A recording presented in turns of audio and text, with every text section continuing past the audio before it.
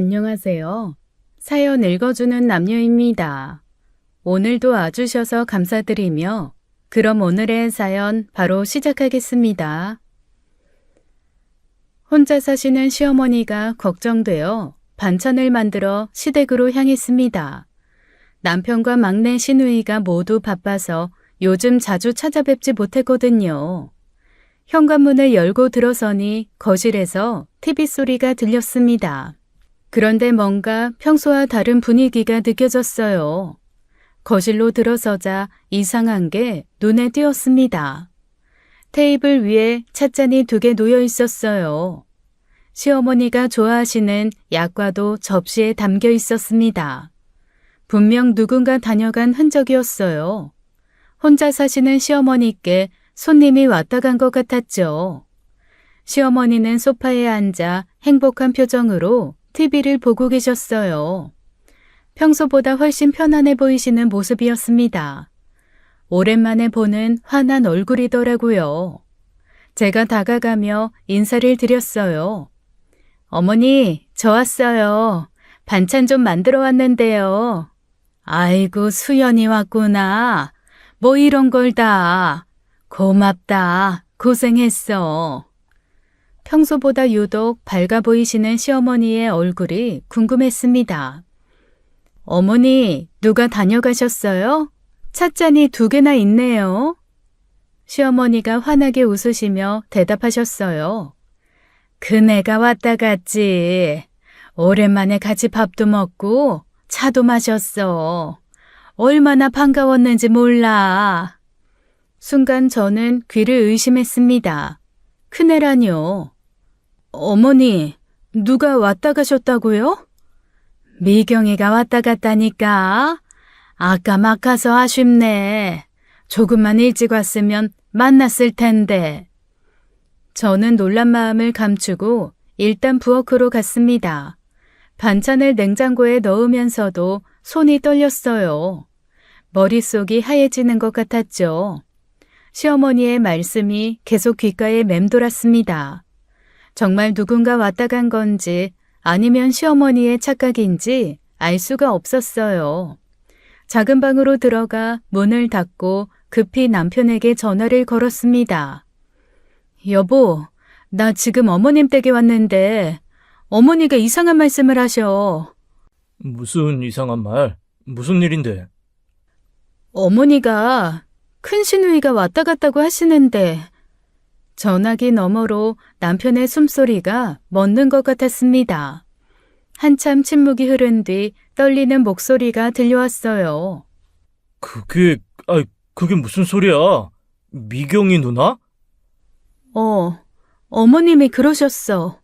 대체 무슨 소리야? 누나는 2년 전에 죽었는데. 안녕하세요. 남편과는 대학교 때부터 만나 10년 연애 끝에 결혼했어요. 긴 연애 기간 동안 시댁 식구들과도 자연스럽게 가까워졌죠. 결혼할 때 시댁은 정말 화목한 대가족이었습니다. 시아버지와 시어머니, 첫째 시누이 부부와 서방님 부부가 계셨어요. 저희 부부와 막내 시누이까지. 명절이면 다 같이 모여 웃음꽃을 피웠습니다. 특히 첫째 시누이는 시아버지와 유독 가까웠어요. 시아버지가 운영하시는 공장 일도 자주 도와드렸죠. 서방님도 자상하고 가족들을 잘 챙기는 분이셨습니다. 막내 시누이는 똑똑하고 감수성이 풍부한 아이였어요. 이렇게 평온한 시댁에 어느 날부터 끔찍한 비극들이 시작되었습니다. 몇 해 전 봄이었습니다. 시아버지가 운영하시던 작은 공장이 갑자기 경영난에 빠지기 시작했어요. 20년 넘게 안정적으로 운영해 오신 곳이었는데 말이죠. 거래처들이 하나둘씩 끊기기 시작했습니다. 대금 결제도 계속 미뤄졌어요. 자금 사정이 점점 악화되어 갔죠. 하지만 시아버지는 가족들에게 전혀 내색하지 않으셨습니다. 저희가 주말에 시댁에 갔을 때도 평소처럼 웃으시며 맞아주셨어요. 우리 며느리 왔구나. 요즘 회사 일은 어때? 많이 바쁘지? 얼굴이 좀 피곤해 보이는데 너무 무리하지 말고. 아버님이야말로 요즘 너무 수척해지신 것 같아요. 공장 일 때문에 잠도 제대로 못 주무시는 거 아니에요? 저희가 도와드릴 일 없을까요? 아이고, 내가 아직 팔팔한데 무슨 도움이 필요하겠어? 다 잘 돌아가고 있으니까 쓸데없는 걱정하지 마. 너희들이나 건강 잘 챙기고 이 준호도 너무 늦게까지 일하지 말라고 전해줘. 시어머니도 남편이 새벽부터 밤늦게까지 일하는 걸 걱정하셨습니다. 여보, 당신 요즘 밥도 제대로 안 먹고 새벽에 나가서 밤늦게 들어오고 이러다가 쓰러지겠어. 제발 좀 쉬면서 해. 공장 일이 그렇게 급해? 건강이 더 중요하지. 괜찮아, 여보. 내가 알아서 할게. 조금만 더 버티면 다 정리돼. 곧 편안해질 거야. 당신이 너무 걱정하면 내가 더 힘들어. 그러나 시아버지는 혼자서 모든 짐을 짊어지고 계셨어요. 새벽 4시에 나가서 밤 10시가 넘어서야 들어오셨죠. 주말에도 쉬지 않고 공장으로 출근하셨습니다. 거래처를 찾아다니며 필사적으로 매달리셨어요. 첫째 시누이가 걱정스러운 목소리로 전화를 했습니다. 올케, 아빠가 요즘 정말 너무 이상해. 한 달 사이에 살도 빠진 것 같고 얼굴이 너무 안 좋아. 우리가 도와드린다고 공장 어려우면 돈이라도 좀 보태드린다고 해도 절대 안 된다고만 하시고 진짜 무슨 일이 있는 것 같은데 아무 말씀도 안 하시네. 저도 너무 걱정돼요, 형님. 지난주에 뵀을 때 정말 많이 수척해 보이시더라고요. 어머니 말씀 들으니까 밥도 거의 못 드신다고 하시던데. 어느 토요일 새벽이었습니다. 첫째 시누이에게 시아버지가 밤부터 연락이 안 된다고 전화가 왔어요. 시누이는 불안한 마음에 직접 공장으로 찾아갔죠. 공장 사무실 문은 잠겨 있지 않았습니다. 불은 켜져 있었어요. 시누이가 문을 열고 들어갔을 때 충격적인 광경을 본 것입니다. 시아버지는 책상에 엎드려 계셨대요. 서류들이 어지럽게 흩어져 있었고요. 첫째 시누이가 다가가 시아버지를 불렀지만 대답이 없었습니다. 아빠, 일어나세요. 제발 대답 좀 해주세요. 아빠, 저 미경이에요. 아빠, 이러지 마. 제발 눈 좀 떠. 아빠. 119에 신고했지만 이미 늦었습니다. 심장마비로 새벽에 홀로 돌아가신 것이었어요. 병원에서는 과로와 스트레스가 원인이라고 했죠. 시누이의 전화를 받고 병원으로 달려갔습니다. 시어머니는 그 자리에서 주저앉아 통곡하셨어요. 여보, 왜 이렇게 혼자 가? 나보고 어떻게 살라고? 애들은 어떻게 하고? 공장 일이 그렇게 힘들었으면 말이라도 했어야지. 우리가 같이 해결했어야지. 왜 혼자서만 다 짊어지고 갔어? 첫째 시누이는 자책감에 몸부림쳤습니다.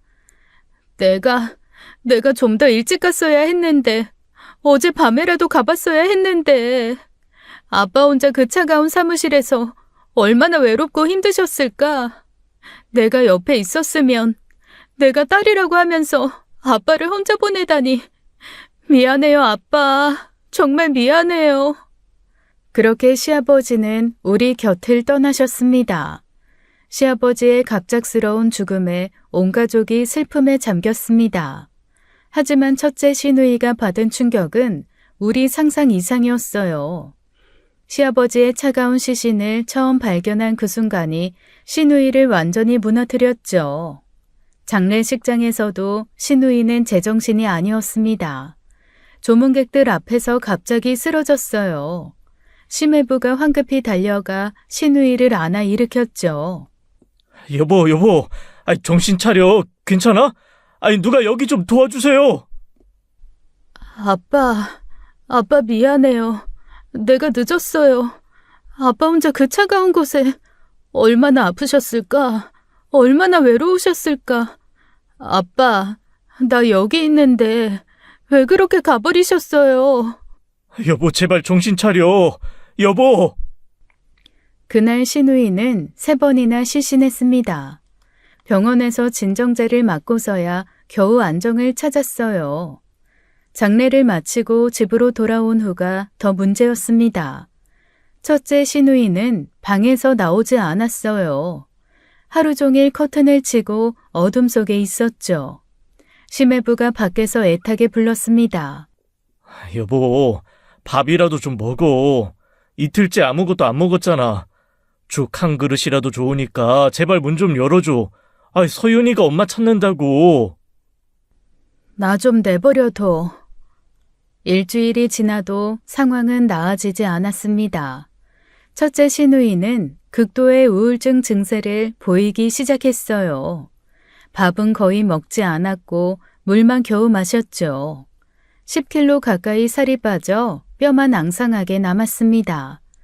시어머니가 결국 신우이 집을 찾아가셨어요. 방문 앞에 주저앉아 울며 말씀하셨습니다. 미경아, 엄마야, 제발 문 좀 열어줘. 네가 이러면 아빠 편히 못 가. 아빠는 평생 네가 행복하길 바라셨다. 네가 이렇게 무너지는 거 원하지 않으셨을 거야. 엄마, 미안해요. 근데 안 되겠어요. 아빠한테 너무 죄스러워서 내가 좀만 더 일찍 갔으면 내가 아빠를 살릴 수 있었을 텐데. 그런 생각 하지 마. 아무도 예상 못했어. 네 잘못 아니야. 차라리 내가 먼저 갔어야 했는데 왜 우리 영감은 혼자 그렇게 갔을까? 막내 신우이도 언니를 보러 자주 왔습니다. 언니, 나 지은이야. 서윤이가 엄마 보고 싶다고 매일 울어. 언니가 이러면 우리 다 어떻게 살아? 아빠도 하늘에서 언니 이러는 거 보시면 마음 아프실 거야. 하지만 첫째 신우이는 누구의 위로도 받아들이지 못했습니다. 트라우마는 시간이 갈수록 더 깊어져만 갔어요. 온 가족이 첫째 신우이의 상태를 보며 또 다른 불행이 생길까 전전긍긍했죠. 첫째 신우이가 힘겨운 시간을 보내는 중 저희 부부도 충격적인 사실을 알게 되었습니다. 시아버지 공장에서 일하던 김 과장이라는 분이 남편을 찾아왔어요. 뭔가 할 말이 있는 듯 머뭇거리더라고요. 이런 말씀 드려도 될지 모르겠는데 선대 사장님이 돌아가시기 전에 이상한 일이 있었습니다. 무슨 일이 있었습니까? 편하게 말씀해 주세요. 사장님 처남 되시는 분 김형식 씨 말입니다. 몇 달 전부터 선대 사장님과 자주 싸우셨어요. 사무실에서 고성이 오가는 걸 여러 번 봤습니다. 선대 사장님이 그렇게 화내시는 거 처음 봤어요. 남편이 그 말을 듣고 바로 공장으로 갔습니다. 시아버지를 대신해 남편이 시아버지 공장을 운영하며 수습하고 있었거든요. 공장을 정리하며 서류를 살펴보기 시작했어요. 장부를 하나하나 확인하던 중 이상한 점을 발견했죠. 거래처 대금이 들어왔는데 통장에는 없었습니다. 몇 천만 원이 감쪽같이 사라진 거예요. 더 조사해 보니 충격적인 사실이 드러났습니다. 삼촌이 거래 대금을 빼돌린 흔적이 있었어요. 주요 거래처 담당자들과 접촉한 내용들도 확인했죠. 거래처를 빼돌리기 위해 밑작업을 하고 있었던 겁니다. 이게 지금 무슨... 삼촌이 아버지 배신했어. 갈 곳 없는 사람 받아줘서 일 가르치고 키워준 우리 아버지를 은혜를 원수로 갚은 거야. 거래처 대금도 빼돌리고 아버지 거래처까지 빼가려고 했다고. 아버지는 이걸 다 알고 계셨던 거야. 뭐라고? 그게 무슨 소리야? 삼촌이? 어떻게 그럴 수가 있어? 아버지가 왜 아무 말 안 하셨는지 이제 알겠어. 엄마 유일한 혈육이잖아. 처남이 도둑놈이라고 어떻게 말해. 그래서 혼자 다 뒤집어 쓰고 막으려다가 결국. 시아버지는 자신의 처남의 배신을 알고도 침묵하셨던 겁니다. 아내의 유일한 혈육이라 차마 고발하지 못하셨던 거죠. 그러다가 혼자서 뒷수습하려 발버둥 치다가 과로로 쓰러지신 거였어요. 저희는 시어머니께 이 사실을 알려야 할지 고민했습니다. 하지만 첫째 시누이가 먼저 알게 되었어요. 이게 뭐야? 삼촌이 우리 아빠한테 이런 짓을 했다고? 아빠는 그 인간 믿고 다 맡기셨는데 그래서 아빠가 그렇게 말라가셨구나. 그래서 매일 새벽까지 혼자 사무실에 계셨구나. 아빠 얼마나 억울하셨을까. 여보, 너무 흥분하지 마. 몸 안 좋은데 이러면 안 돼. 흥분하지 말라고? 내가 아빠를 가장 먼저 발견했어. 차가운 책상에 엎드려 계신 아빠를 내가 봤다고. 그게 다 삼촌 때문이었어. 그 인간이 아빠를 죽인 거야. 내가 그 집에 찾아가서 똑같이 만들어줄 거야. 온 가족이 배신감과 분노로 떨었어요. 시아버지의 죽음이 단순한 과로사가 아니었다는 진실이 밝혀진 순간이었습니다. 온 가족이 삼촌 집으로 찾아갔어요. 첫째 시누이가 앞장서고 남편과 저 막내 시누이가 따라갔어요.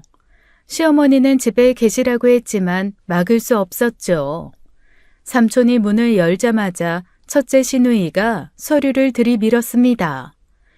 이게 뭔지 설명 좀 해봐.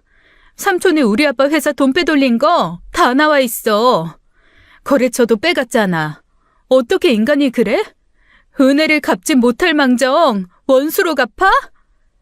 뭔 소리를 하는 거야? 내가 언제 돈을 빼돌렸다는 거야? 삼촌, 증거 다 있어. 거래처 증언도 있고. 아버지 이것 때문에 돌아가신 거야, 알아? 매형 죽은 게 왜 내 탓이냐? 매형이 사업을 못해서 망한 걸 왜 나한테 뒤집어 씌워? 내가 안 도와줬으면 진작 망했을 회사야. 오히려 나한테 고마워해야 해, 알아? 그 말에 결국 첫째 시누이가 폭발했습니다. 삼촌의 뺨을 있는 힘껏 때렸어요. 삼촌이 인간이야? 아빠 등에 칼 꽂고 그 피로 돈 세면서 잠은 잘 오디? 아빠 심장 멈추는 순간 삼촌이 쥐고 있던 그 더러운 돈, 그게 아빠 목숨값이야. 삼촌은 정말 천벌받을 거야. 내가 장담해. 삼촌 뺨에 깊은 첫째 시누이의 손톱 자국이 생기며 피가 흘렀습니다. 삼촌이 첫째 시누이를 밀치자 심해부가 달려들었어요. 이것들이 미쳤나? 남의 집에 와서 행패야. 당장 나가. 경찰 부를 거야. 경찰? 불러요. 어디 다 밝혀보자고요. 삼촌이 어떻게 이럴 수 있어요? 아빠가 삼촌 얼마나 챙겨줬는데 그걸 이렇게 갚아요? 다 나가. 이 증거 있으면 법으로 해. 여기서 이러지 말고. 그때 뒤에서 지켜보시던 시어머니가 나서셨습니다. 조용하지만 단호한 목소리였어요. 영식아, 네가 사업 실패해서 빚쟁이들한테 쫓길 때 우리 영감이 집담보로 3억 빼서 네 빚 갚아준 거 기억나냐? 네 딸 대학 등록금 없다고 울 때 그 학비 다 내준 것도 네 형부다. 그런데 너는 그 은혜를 이렇게 갚니? 돈이 그렇게 좋아? 형부 목숨보다 그 종이 쪼가리가 더 좋았어? 오늘부로 넌 내 동생 아니야. 우리 영감이 뭐라고 하셨는지 알아? 영식이 놈 가족이니 내가 끝까지 안고 가야지라고 했다. 그런 사람을 네가 죽인 거야. 삼촌은 말을 잇지 못했습니다. 시어머니는 그런 삼촌의 눈을 빤히 바라보며 말하셨어요. 너 대체 누구니? 이제 나도 네가 누군지 모르겠다. 내 동생은 이미 죽었어. 우리 영감 죽은 날 내 동생도 같이 죽은 거야. 그날 이후 남편이 즉시 횡령으로 형사고소를 했습니다. 하지만 결과는 참담했어요. 고작 벌금 800만 원이 전부였죠. 저는 민사소송까지 걸었습니다. 변호사를 선임해서 손해배상 청구를 했어요. 그런데 삼촌은 이미 재산을 다 빼돌린 후였습니다. 민사재판에서도 삼촌은 뻔뻔했죠. 돈이 없다며 배를 째라는 식으로 나왔어요. 재산 추적을 해봤지만 이미 모두 타인 명의로 돌려놓은 후였죠. 강제 집행조차 불가능한 상황이었습니다. 아무것도 할 수 없었어요. 법은 우리 편이 아니었어요. 정의는 없었고 악인만 떳떳하게 살아갔죠. 첫째 시누이는 완전히 무너져 내렸습니다. 아버지의 원수도 갚지 못한 자신을 자책했어요. 무능한 딸이라며 하루 종일 울기만 했죠. 시아버지께 너무 죄스럽다고 계속 중얼거렸습니다. 시매부가 아내를 안아주며 달랬지만 소용없었습니다. 정의는 없고 악인만 뻔뻔하게 살아가는 현실이 너무 잔인했어요. 그렇게 1년이 흘렀습니다. 시간은 무심하게도 계속 흘러갔어요. 상처받은 우리 가족도 조금씩 일상을 되찾아가려 했었죠. 첫째 시누이는 심해부의 간곡한 부탁으로 정신과 상담을 받기 시작했습니다. 처음엔 거부했지만 딸 서윤이를 생각하며 병원에 다니기로 했어요. 아직도 가끔 무너지는 날들이 있었지만 약물 치료와 상담이 조금씩 도움이 되었죠. 무엇보다 그 어린 조카가 시누이에게 엄마 아프지 마라고 안아줄 때 시누이는 다시 살아야겠다는 의지가 생겼다고 합니다. 시어머니는 겉으로는 담담해 보이셨지만 혼자 계실 때면 자주 우셨어요. 남편 사진을 보며 혼잣말을 하시는 걸 몇 번 목격했죠. 그래도 자식들 앞에서는 늘 씩씩한 척 하셨습니다. 남편은 아버지의 공장을 정리하고 새 직장을 구했어요.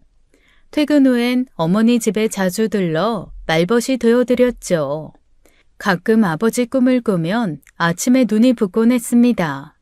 막내 시누이는 서울로 돌아가 대학원 공부에 전념했어요. 아버지가 늘 자랑스러워 하시던 막내의 학업이었기에 더 열심히 했죠. 주말마다 내려와 어머니와 언니를 살피며 가족을 챙겼습니다. 저는 시어머니를 더 자주 찾아뵙고 좋아하시는 반찬을 만들어 드렸어요. 시아버지가 안 계신 빈자리가 너무 컸지만 남은 가족들이 더 단단해지려 노력했습니다. 그래도 명절이나 시아버지 기일이 되면 모두가 침묵에 빠졌어요.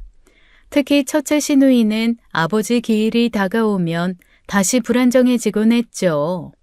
상처가 아물어가는 듯 했지만 완전히 치유되지는 않았습니다. 시어머니 생신 전날이었어요. 4월의 따뜻한 봄날이었어요. 저와 남편은 아침 일찍 시댁으로 향했습니다. 생신상에 올릴 음식들을 정성껏 준비하기 위해서였죠. 시댁에 도착하니 마당에 목련이 하얗게 피어 있었습니다.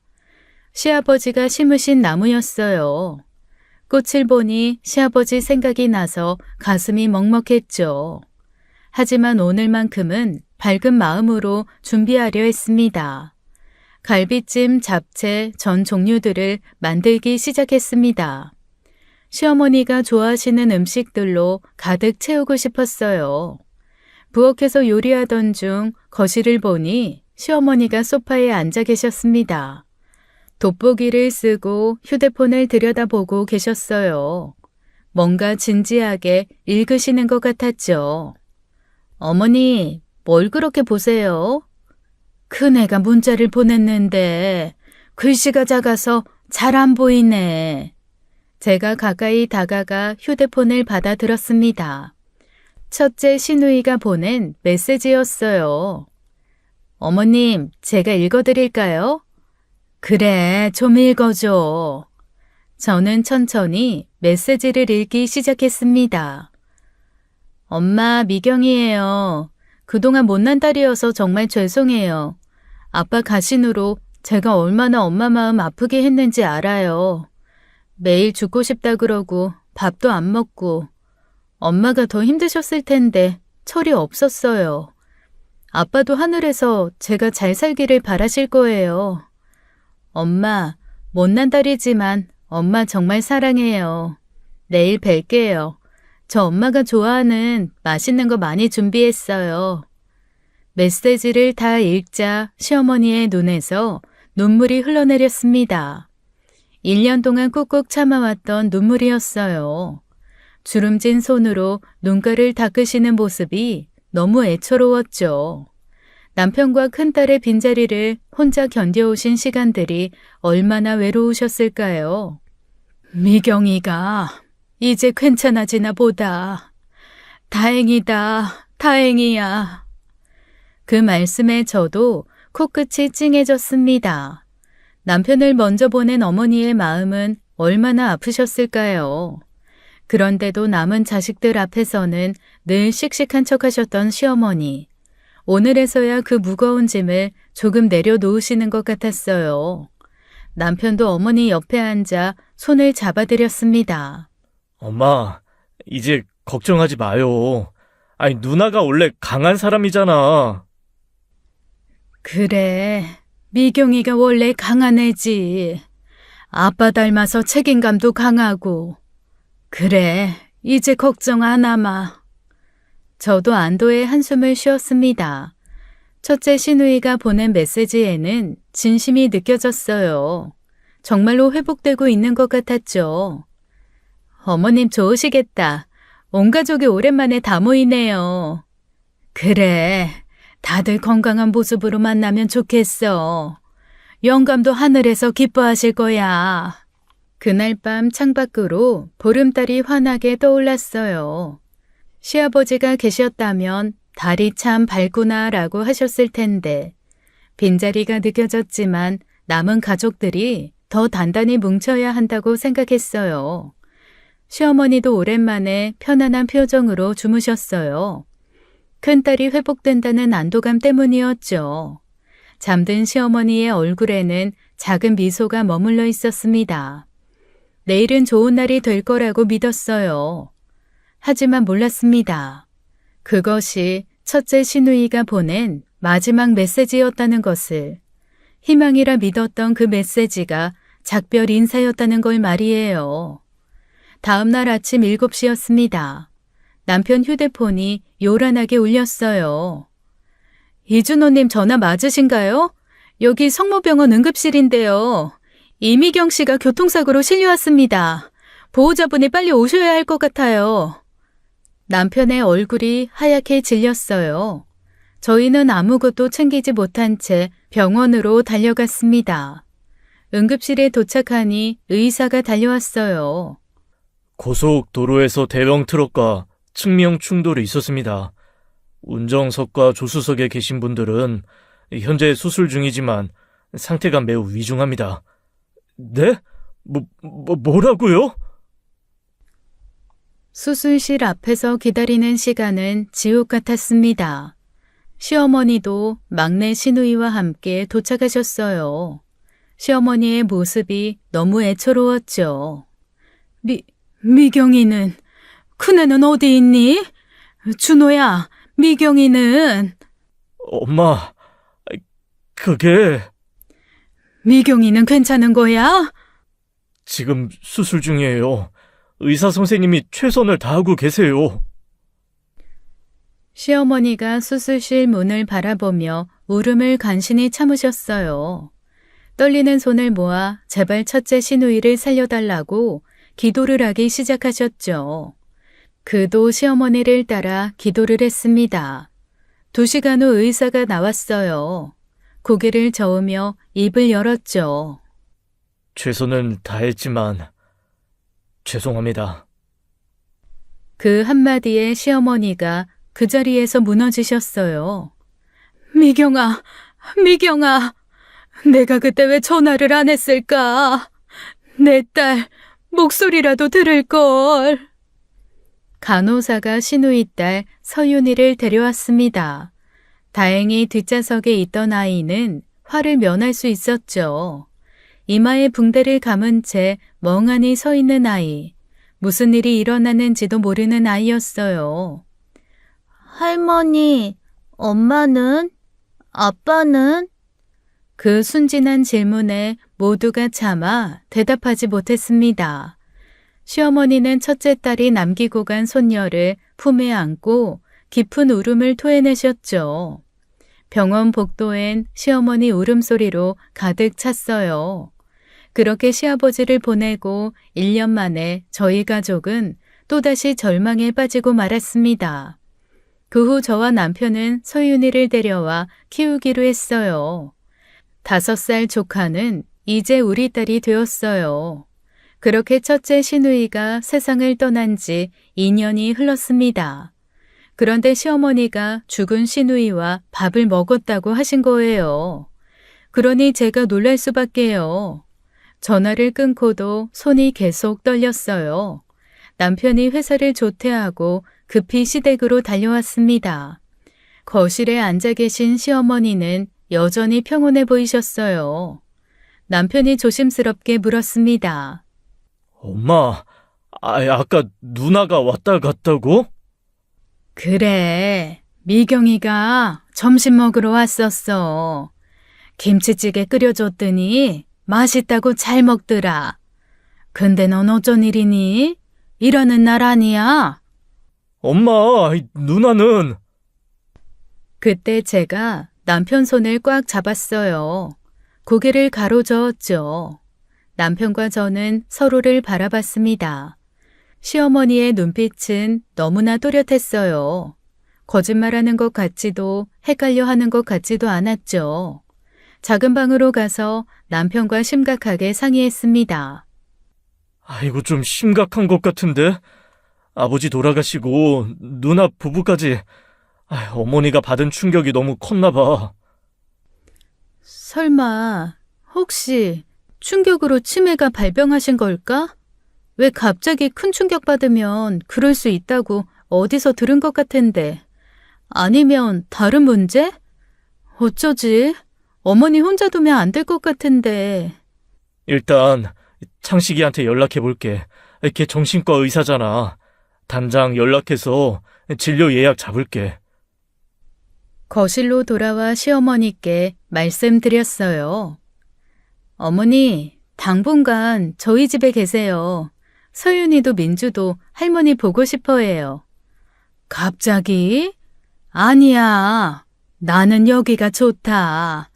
영감이랑 50년 산 집인데. 그리고 미경이도 가끔 오는데. 엄마, 그래도 혼자 계시면... 아이고, 얘들이 왜 갑자기 그래? 뭐 나 모시고 살겠다고? 괜찮다. 내가 아직 멀쩡해. 난 신경 쓰지 말고 니들이나 잘 살아. 아무리 설득을 해도 시어머니의 고집을 꺾을 수 없었습니다. 그래서 제가 매일 들러서 확인하기로 했어요. 집으로 돌아오는 길 남편이 한숨을 쉬었습니다.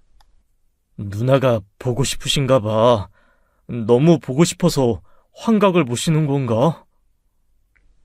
그날 밤 잠을 이룰 수 없었습니다. 시어머니의 또렷한 눈빛이 계속 떠올랐어요. 정말 첫째 시누이를 보신 걸까요? 아니면 그리움이 만들어낸 환상일까요? 걱정투성이었죠. 며칠 뒤 남편 친구인 창식 씨가 운영하는 정신과를 찾았습니다. 시어머니는 병원 가는 걸 싫어하셨지만 건강검진이라고 설득했어요. 창식 씨는 중학교 때부터 남편과 절친한 사이였죠. 1시간 넘게 검사를 받으신 후 결과를 들었습니다. 어머니는 초기 치매 증상이 있으신 것 같아. 굳이 따지자면 경도 인지장애 정도야.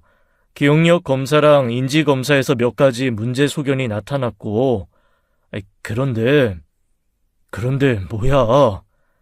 이상한 게 초기 치매로 그런 환각은 불가능해.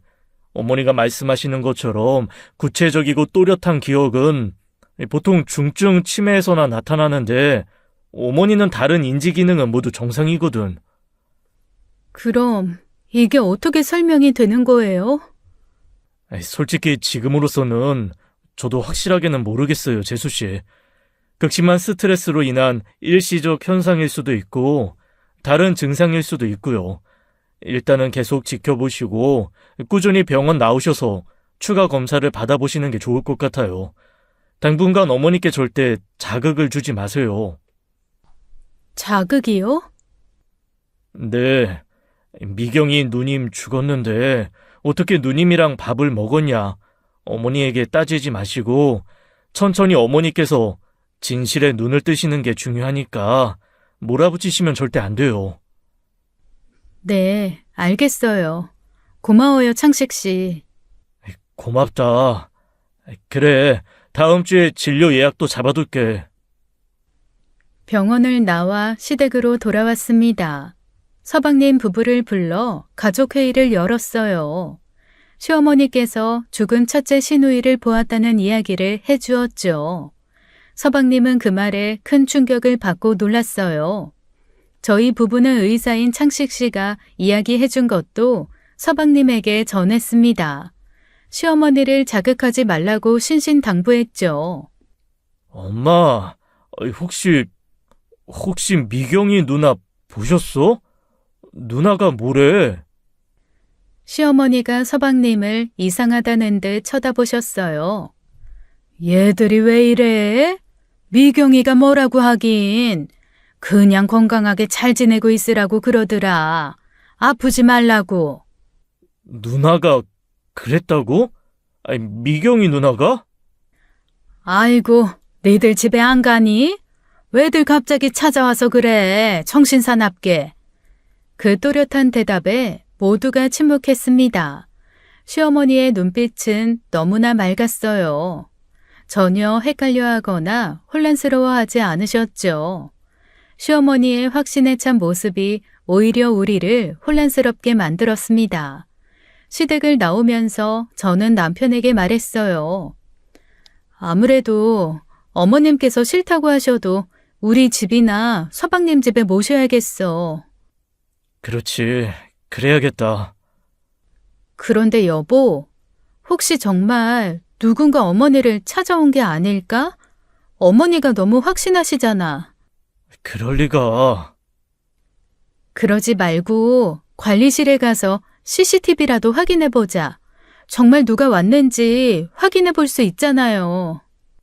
맞아, 형. 일단 관리사무소에서 확인해보자. 이상한 사기꾼이 엄마한테 접근했을 수도 있잖아. 남편이 고개를 끄덕였습니다. 그 길로 저희는 바로 아파트 관리사무소로 향했어요. 관리소장님께 사정을 설명하니 난감해하셨죠. 이거 저희가 함부로 보여드릴 수가 없는데 경찰분 대동하고 함께 확인해야 해요. 소장님, 저희 어머니가 혼자 사시는데 이상한 사람이 접근했을 수도 있어서 그래요. 제발 확인만 하게 해주세요. 네, 소장님, 저희가 경찰에 신고하기 전에 확실한지 먼저 확인하고 싶어서 그래요. 부탁드립니다. 그거 참. 결국 간곡한 부탁 끝에 겨우 CCTV를 볼 수 있었습니다. 시어머니께서 시누이를 봤다고 한 그날 오전 영상을 확인하기 시작했어요. 제가 도착한 시간부터 거꾸로 돌려봤습니다. 그리고 충격적인 장면을 발견했어요. 제가 오기 2시간 전 한 여자가 엘리베이터에서 내렸습니다. 8층 시어머니가 사시는 층이었어요. 그 여자는 망설임 없이 시어머니 집으로 들어갔죠. 어머니 말씀이 사실이었네. 정말 누가 왔었어. 더 놀라운 건 그 다음이었습니다. 약 2시간 후 그 여자가 다시 나왔어요. 엘리베이터를 타고 사라졌죠. 제가 도착하기 불과 10분 전이었습니다. 이 사람 누구야? 얼굴은 잘 안 보이는데? 여자는 창이 넓은 햇빛 가리는 모자를 쓰고 있었어요. CCTV를 등지고 있어서 얼굴을 알아볼 수 없었습니다. 무엇보다 오래된 아파트라 CCTV 화질도 좋지 않았고요. 저희는 몇 번이나 그 장면을 돌려보았죠. 이 여자분이 누군지 모르시겠어요? 전혀 모르겠어요. 뭐야, 이 여자? 엄마 집 비밀번호도 알고 있는 거지? 이것 봐. 이 초인종이 아니라 비번 치고 들어가는 거 아니야? 어머, 그러네. 뭐야, 이 여자?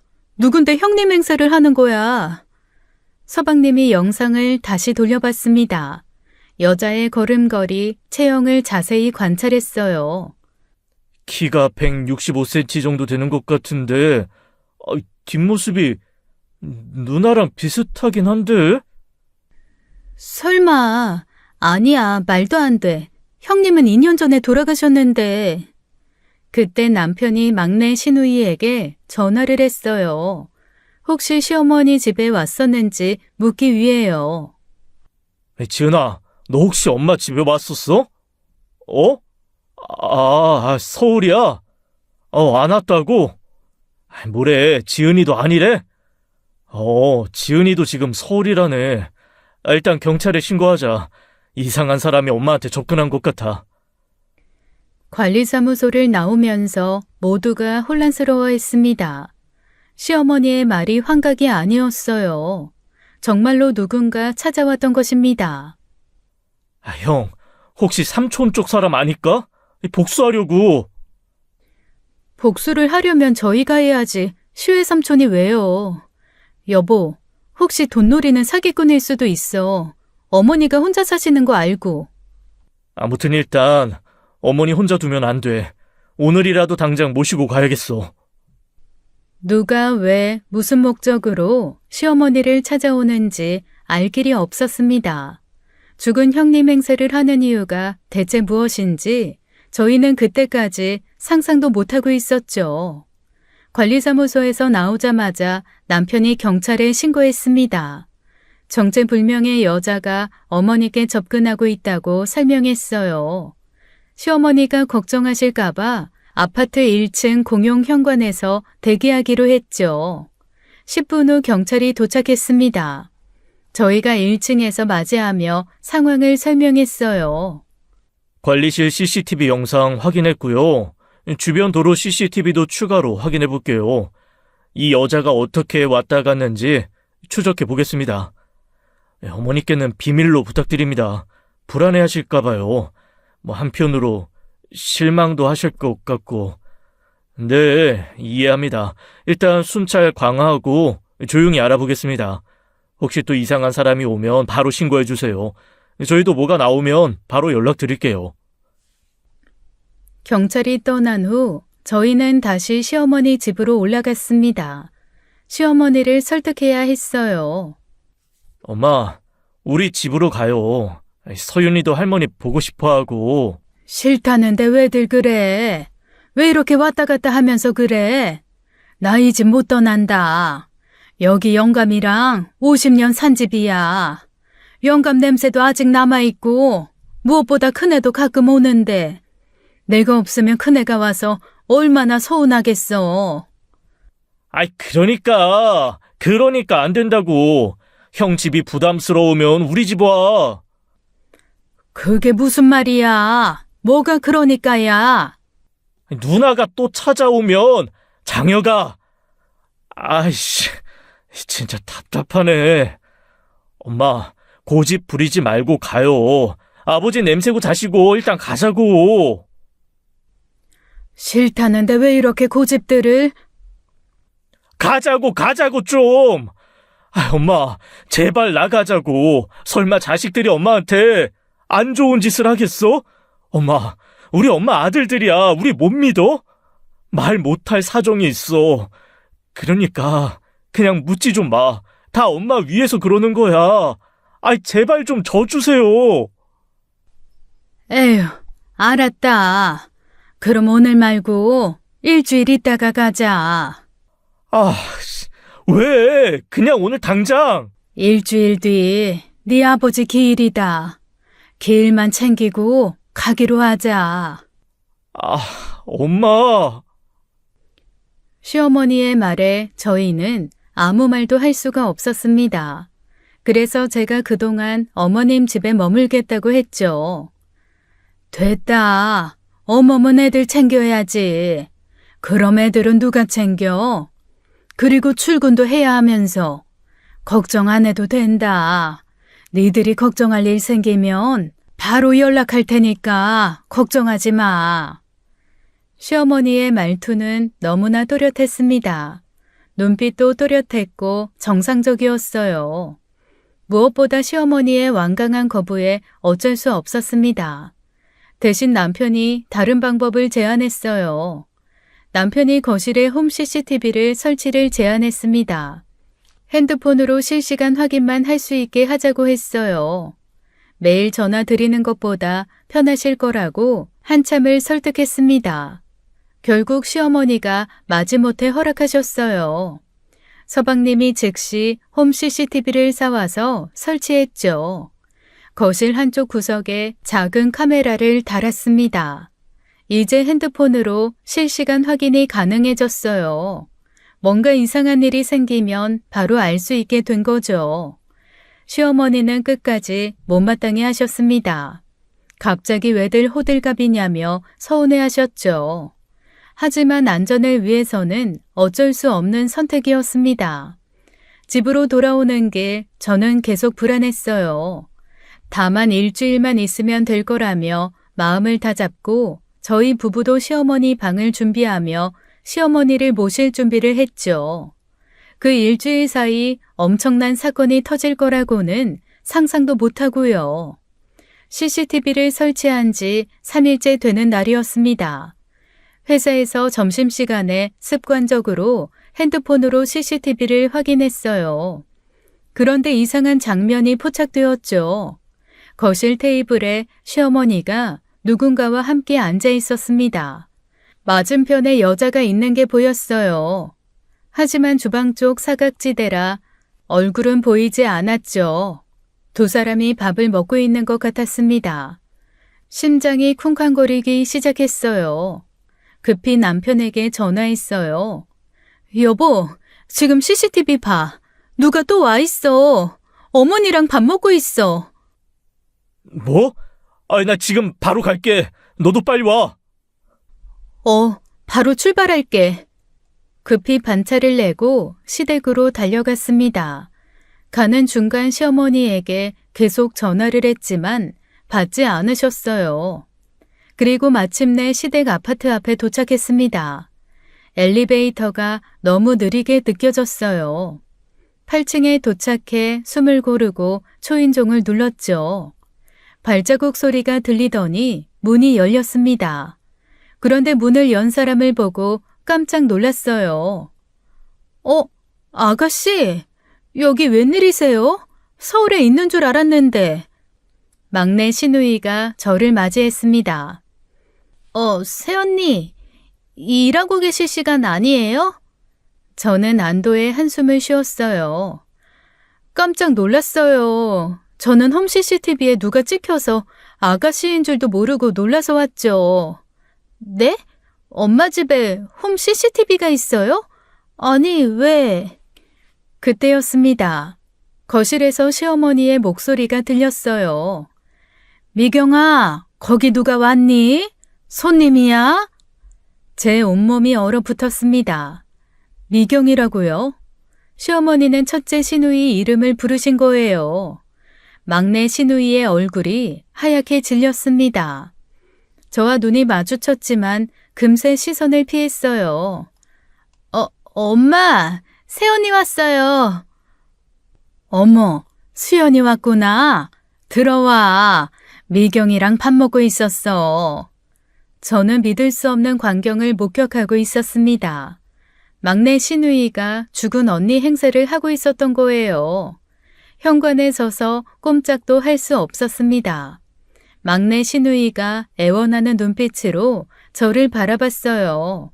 그 눈빛에는 간절함과 죄책감이 가득했죠. 그때 남편이 숨을 헐떡이며 도착했습니다. 누구야? 누가 와 있어? 남편도 막내 시누이를 보고 놀란 표정을 지었어요. 그리고 거실에서 들려오는 어머니의 목소리를 들었죠. 준호도 왔네. 니들 일할 시간 아니니? 다들 들어와. 미경이가 맛있는 거 사왔어. 남편의 얼굴이 굳어졌습니다. 막내 동생을 믿을 수 없다는 눈으로 바라봤어요. 우리 셋은 현관에 서서 아무 말도 하지 못했습니다. 제가 입을 열려는 순간 막내 신우이가 급히 제 팔을 잡았어요. 새언니, 제발 여기서는 말하지 마세요. 밖에서 얘기해요. 엄마가 들으시면 안 돼요. 지은아, 이게 대체... 오빠, 제발, 일단 나가자.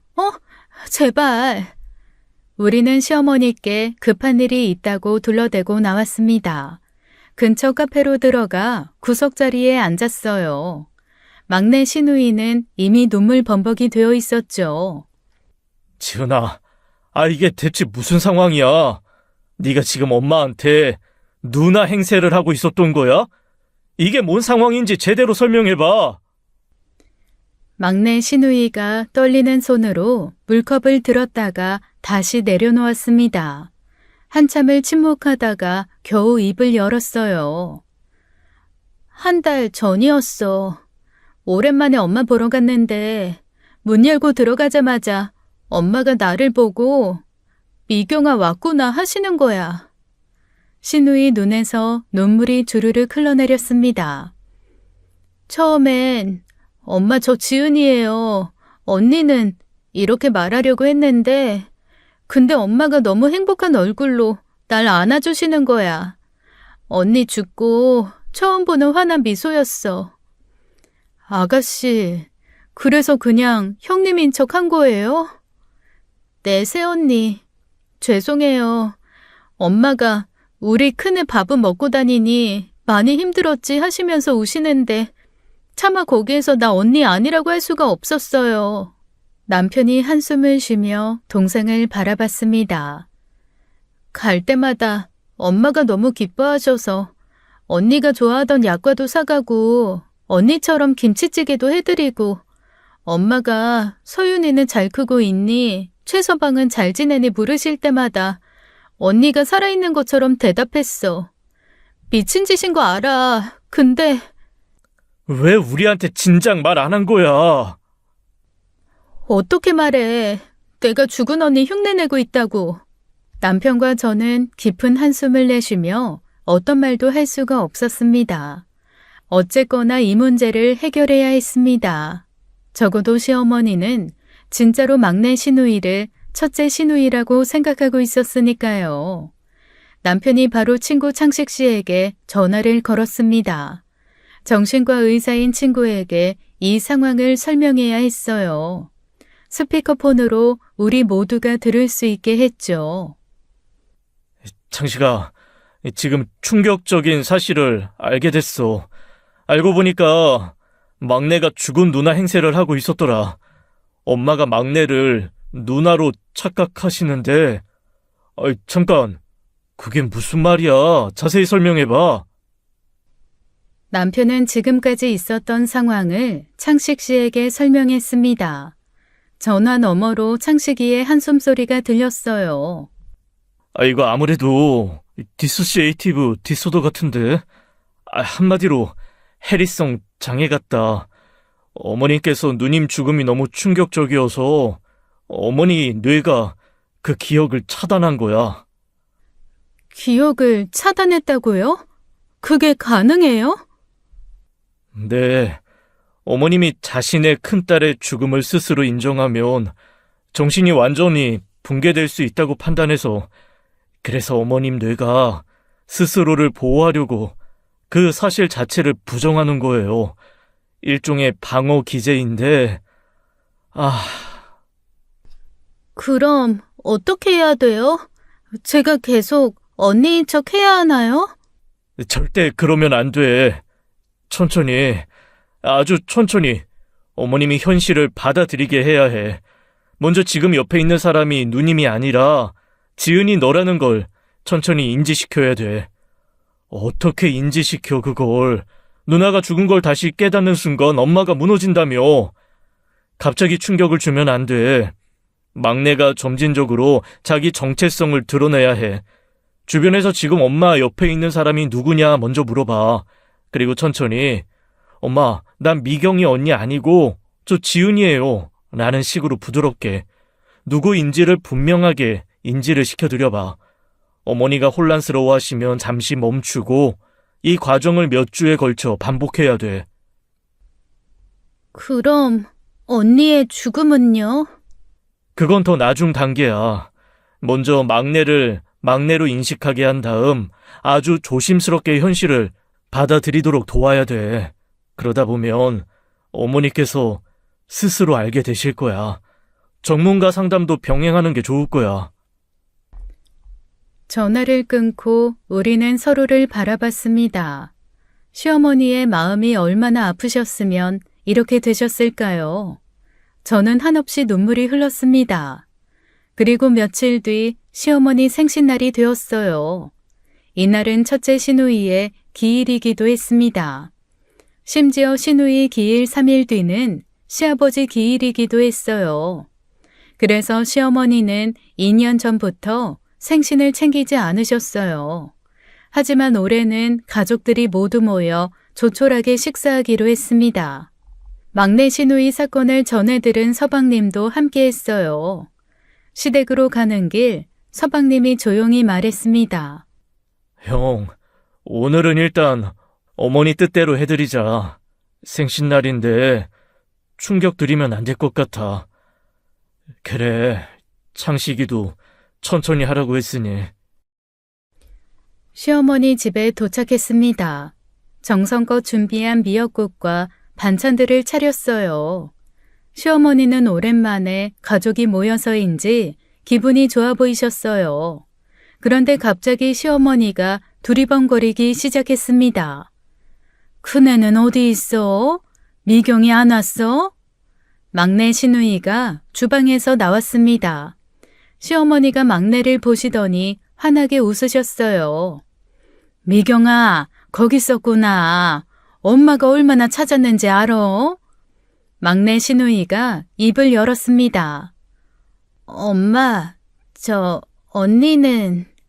그 순간 남편이 재빨리 막내 시누이의 손을 잡았어요. 고개를 저으며 눈으로 신호를 보냈죠. 창식 씨가 말한 대로 오늘은 아니라는 뜻이었습니다. 막내 시누이의 눈에 눈물이 고였어요. 떨리는 목소리로 겨우 대답했어요. 엄마, 나 여기 있어. 생일 축하해, 엄마. 시어머니가 막내 시누이를 꼭 안아주셨습니다. 우리 큰애, 많이 보고 싶었다. 잘 왔어. 네, 엄마. 저는 부엌으로 가서 눈물을 닦았습니다. 이 거짓말이 옳은 건지 모르겠지만 시어머니의 행복한 표정을 보니 마음이 복잡했어요. 식사가 시작되었습니다. 시어머니는 오랜만에 약주까지 하셨어요. 오늘 정말 기분 좋은 날이야. 큰애도 있고 준호도 있고 장혁이도 있고 지은이도 왔고. 에휴, 영감만 있었으면 완벽했을 텐데. 영감, 하늘에서 보고 있지? 우리 잘 지내. 그러니까 이제 걱정하지 마시고 편하게 있으셔. 어머니, 건배 한번 하시죠. 어머니 건강하시라고. 모두가 잔을 들었습니다. 막내 시누이는 고개를 숙인 채 잔을 들었어요. 눈물이 뚝뚝 떨어지는 게 보였죠. 미경아, 왜 울어? 엄마 생일인데 울면 안 되지. 그냥 엄마가 건강하셔서 고마워서요. 야, 지은아, 좋은 날 울지 말고 우리 건배하자. 우리 어머니 건강하시라고. 어? 참나. 형은 왜 우냐? 그래. 우리 다 같이 가족의 건강을 위하자. 다들 아프지 말고, 응? 그렇게 생신상은 계속되었습니다. 진실과 거짓 사이에서 가족들은 시어머니의 마지막 행복을 선택했어요. 슬프지만 따뜻한 그리고 가슴 아픈 생신상이었습니다. 생신날 밤 막내 시누이가 취하신 시어머니를 모시고 방으로 들어갔어요. 이불을 덮어드리고 인사를 하는 모습이 보였어요. 그런데 방에서 나오자마자 이상한 일이 벌어졌죠. 막내 신우이가 갑자기 주저앉아 울기 시작했습니다. 소리도 내지 못하고 어깨만 들썩이며 흐느꼈어요. 지은아, 왜 그래? 무슨 일이야? 야, 무슨 일 있어? 어머니가 뭐라고 하셨어? 막내 신우이는 대답도 못하고 계속 울기만 했습니다. 손으로 입을 막고 억지로 울음을 참는 모습이었어요. 우리는 당황해서 어쩔 줄 몰랐죠. 그날 이후 놀라운 일이 일어났습니다. 시어머니는 더 이상 첫째 시누이를 찾지 않으셨어요. 막내 시누이도 언니 행세를 할 필요가 없어졌죠. 마치 모든 게 제자리를 찾은 것처럼요. 그리고 1년이 흘렀습니다. 시어머니는 폐암 진단을 받으셨어요. 이미 말기라 손쓸 수 없는 상태였죠. 3개월간의 투병 끝에 임종이 가까워졌습니다. 마지막 날 가족들이 모두 병상 곁에 모였어요. 시어머니가 희미한 목소리로 말씀하셨습니다. 이제 영감한테 가야겠다. 그네 부부도 기다리고 있겠지. 너희들 잘 살아. 내가 자식 복이 참 많았다. 고마웠어. 그렇게 시어머니는 눈을 감으셨습니다. 남편과 자식을 먼저 보낸 시어머니의 긴 여정이 끝났어요. 장례식장에서 서방님이 그날의 일을 막내 시누이에게 물었죠. 이제 말할 수 있잖아. 말해봐. 그날 왜 그리 울었어? 작년 엄마 생신 때. 그날 엄마를 이불에 눕혀드리고 나오려는데 엄마가 내 손을 꼭 잡으시더라고. 손잡아 주셔서 울었어? 아니, 엄마 아주 또렷한 목소리로 그러더라. 우리 막내딸, 내 딸 지은아, 고마워라고 하셨어. 내 이름 부르시면서. 남편과 서방님도 놀란 표정으로 막내를 바라봤습니다. 엄마가 그러더라고. 우리 막내, 언니 대신 해줘서 고맙다. 엄마 마음 헤아려줘서 고맙다. 그렇게 말씀하시면서 내 손을 꼭 잡으시더라고. 우리 모두 말을 잃었습니다. 시어머니는 알고 계셨던 거예요. 적어도 그날은 모든 걸 알고 계셨던 겁니다. 저는 다시 한번 눈물을 흘렸어요. 시어머니의 그 애절한 마음에 가슴이 저몄어요. 이제 시어머니가 돌아가신 지 3년이 흘렀습니다. 서윤이는 초등학생이 되었어요. 할머니, 할아버지, 엄마, 아빠를 하늘에 둔 아이지만 씩씩하게 자라고 있죠. 저는 가끔 시부모님과 첫째 시누이 부부를 생각합니다. 그곳에서는 모두 함께 행복하게 계시겠죠. 더 이상 아픔도 이별도 없는 곳에서요. 지금까지 사연 읽어주는 남녀였습니다. 끝까지 시청해주신 여러분 감사드리며 저희는 다음 사연으로 돌아올게요. 감사합니다.